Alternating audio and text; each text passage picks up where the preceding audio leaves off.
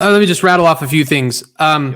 So first and foremost, an issue that is often overlooked with the canon argument is how much it backfires on the material sufficiency view of Roman Catholicism. So the vast majority of Roman Catholics today, at least that I know of, especially among the popular Roman Catholic apologists, believe in material sufficiency.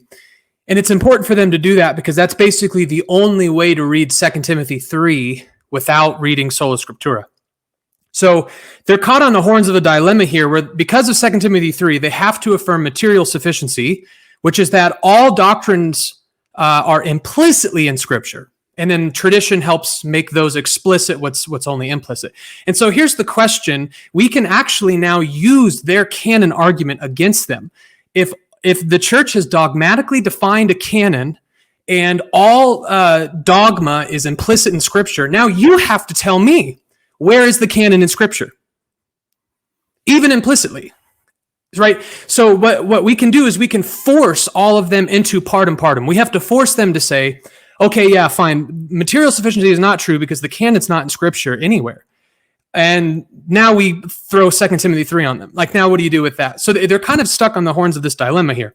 And if they do somehow give an argument for how Scripture gives us the canon, then whatever it is, I would just ask, why can't I use that against your question to me? Where is the canon in Scripture, right? So you cannot hold to material sufficiency and then turn and ask the Protestants about a dogma that's not in Scripture. Another thing that I would also say is this idea that this infallible church gave us the Scriptures. We have to ask, when did this alleged infallible church do this? And it was 1,500 years after the death of the apostles. Now, here's what they say.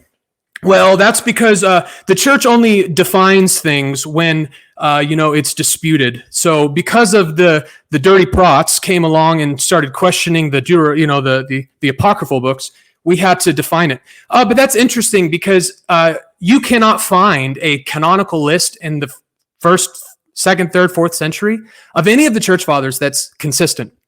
So we know for a fact that there was controversy around the canon. There was debate around the canon, and it still took Rome 1,500 years to define it. So, and then the last thing I'll say. So then they say, "No, I'm sorry, I'm done. I'm rambling." But yeah, and then it's perfectly fine. It's perfectly go. And it wasn't just that, because they may say, "Oh, well, sure, there was inconsistency, but there wasn't like hardcore controversy and debate and splitting and all that stuff." Jerome and Augustine.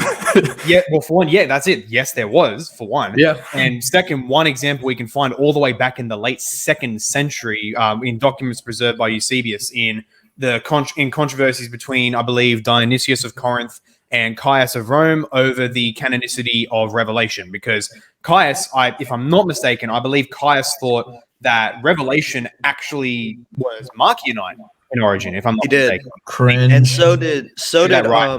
But nonetheless, he disputed it, and they argued over this. There was actual argument over this, and so this can be something that Cameron Bertuzzi can hopefully put into his papal calculator, his and all that.